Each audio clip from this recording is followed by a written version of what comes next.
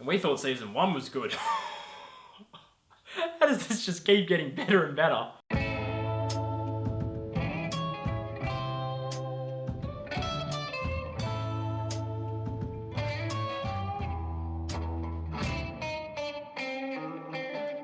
So this is our review of Season 2 of Better Call Saul. Now, my goodness, if you have not watched Better Call Saul yet, get the hell off this video. Yeah. If you have only watched Season 1, then go check out a review there. If you just have not experienced this show, go and experience Breaking Bad first, please, and then come back to this show, then come watch our videos, because it is so worth your time. And oh my god. It is must see. Let's dive into this season of TV, because it was one of the greatest, and it kicks off exactly where Season 1 pretty much finished as well. And actually said that there was a bit that we missed. Yeah. There was a bit that we missed. Basically, we had that great shot of Jimmy making his decision to leave, but we hadn't seen him actually go inside and go, well, these are the people, this is why I don't want to do it. And seeing him instantly flip that decision, maybe that was a case of Vince going, I kind of want to, like, bait and switch, but then, like, at the same time, like, it just worked so effectively. Watching everyone expand in this season. I mean, obviously Mike had that phenomenal, like, solo episode, which is just outstanding. He should have won the Emmy for it in season 1, but seeing his kind of relationship expand and seeing him start to go to war with Hector.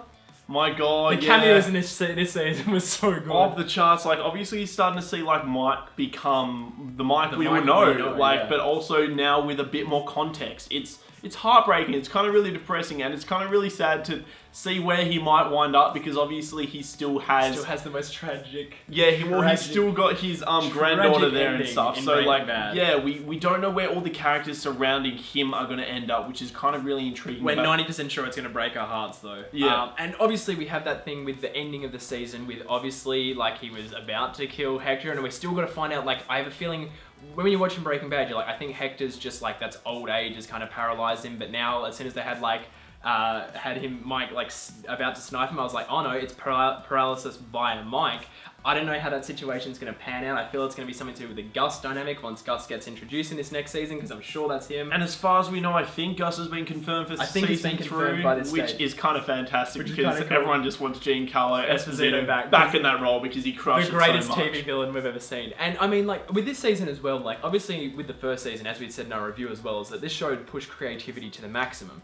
Now what this season did was push, I guess, breaking the Breaking Bad style to its maximum and do new things. I think it was episode 6. Was episode 6 the one that we were both with all the long takes? Yeah. They brought in a different director to do this, and that episode had really effective storytelling that we hadn't really seen in Breaking Bad before. There's a lot of stuff with like uncut sequences, so that Mike thinking someone's broken into his house and him doing the house clearing all in one shot. Super effective, heart-pumping moments that we hadn't seen Better Call Saul or Breaking Bad do at that stage. So it was really, really exciting to see that kind of stuff. Yeah, I think kind of Vince knew that our connection with all these characters was really strong. Solidified. So, I mean, the good thing here is it was such a mature season of TV, I think, as well. Like, unlike something like Fargo season... Yeah, well, unlike something like Fargo season 2, where Noah Crowley just went absolutely insane with it. Excellent. Like, it's fantastic, but like, I thought that's kind of what Better Call Saul season 2 might do, but instead Vince kind of honed in on the characters and really narrowed in on us emotionally connecting with them more. It got more focused, and we got more motivation. Obviously, we had a flashback to Jimmy with his dad and stuff, and that was a really, really interesting scene. And there was a lot of stuff like that. I must say that the outstanding person this season, obviously Michael McKean as Chuck once again was fantastic. The outstanding person this season, who I am disgusted at the fact has had no Emmy attention whatsoever so far, is Kim Wexler, played by Rhea Seehorn. I mean, obviously she's a completely lovable character. She's so great. But the actual work she has to do in this season, particularly in that first episode with Jimmy, with her conning that businessman. She's just an absolute weapon. Like, she is so incredibly strong, so great to watch as well. And the strange thing is, like, obviously, you know, like, Jimmy is constantly dealing with his own morale and questioning himself.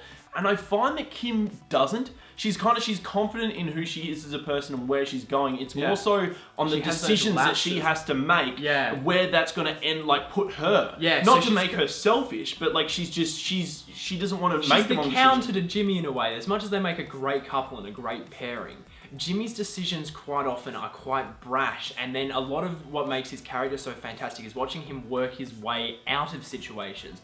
Whereas Kim is the kind of character who goes, what situation is this going to put me in? So it's a very interesting thing watching Jimmy fuck something up and then try to get out of it, and Kim going, this could go all these different ways. What decision am I going to make? And obviously not knowing where on earth Kim Wexler ends up by the time we catch up to Breaking Bad is really quite depressing, because she dies or her entire career crumbles because of Jimmy. And it's kind of like, my God, you just want her to succeed so badly. So like her making the decision, Jimmy hanging around. Yeah, the decision to team up again with Jimmy is like, God damn, I love you so much, but at the same time, what are you doing? So risky. And we must say as well that this season had some of the most hilarious moments I think I've ever seen on TV, particularly the pie sitting fiasco. Basically joke. Starting off with that character whose name I can't remember, who was selling the meds with Mike to Nacho. He was a living meme to start with. He was a living meme. That situation about when he rocks up in the car and Mike's like, what is this? And he says something about, I don't waste money on things I don't need or something. And Mike just looks at the car, and that was a great moment of visual comedy. But the whole pie sitting thing, where Jimmy gets him out of basically the situation that he was in, was just fantastic. Once again, like that thing in season 1, episode 2 with Tuco. Again, just Jimmy's writing and Bob Odenkirk's performance, just, where are the endings? Yeah, well, I mean, it's a combination here of Vincent Petergold's writing and then, his performance. They just collide so well, and it's just absolutely magic on screen, and my God, it's so many other moments so again, funny. with like Sandpiper Crossing as well, with the retirement village stuff, with the commercials that he directed. Those little moments with Jimmy trying to get himself fired once he was working at Davis and Maine, and the constant kind of like winks to camera almost, with all the stuff of talking about direction, filmmaking and directing, all that sort of stuff was so great. It's kind of like Vince really just kind of getting in there. But this is just the perfect show, I guess, for cinema lovers and especially filmmakers. I think there's so much to be learned from this show, and it's kind of maximalization type outlook, and it's just it's intense kind of. It's chasing great cinema and being cinematic TV, and that's part of what makes it so thrilling to watch. We don't know where this is going to go. We don't know exactly where it's going to go, but we're excited to see it, because this show is just one of the most enjoyable kind of pulpy bits of entertainment that there is. And my God, it just makes you feel everything on so many levels, whether it just be laughter 1 minute or crying the next, and then just the pure fury at the end of the season with Chuck pulling the biggest dick move you've ever seen, because my God, instant thoughts after that, I was just like, I didn't even know what to feel. It was just this rage of fury I felt within myself. Rage and fury at the same time. It was raging fury. I was just like, I didn't know what to do, what to say. I was like, how, Chuck? I think at that moment he just became my most hated character ever, and I love watching him. He just became like a Joffrey at that moment. I think he was just like, I was like, fuck this guy. Especially after the episode before, seeing Jimmy risk everything to save his brother. At that moment, at the end of that 9th episode, I was like, Jimmy, don't do it. Just let him fucking die. Let him die. And Jimmy just couldn't. He's that good guy who just can't seem to just say no to things. But at the same time, Chuck is so justified as well. Oh man, that shot. The throwback shot of him being flipped upside down in the hospital, and that entire season, the opening scenes of episode 10 was fantastic. With the throwback to the hospital with Jimmy and Chuck and their mum there, and making those decisions there justify so much of their characters. And then the follow-up scenes, shots with him in the hospital, it's incredible. And I think the final thing to say about this season is that that opening, obviously we got another black and white opening, and I think this one almost cut to the core of me more than the previous one, mainly because of that Saul was here on the wall.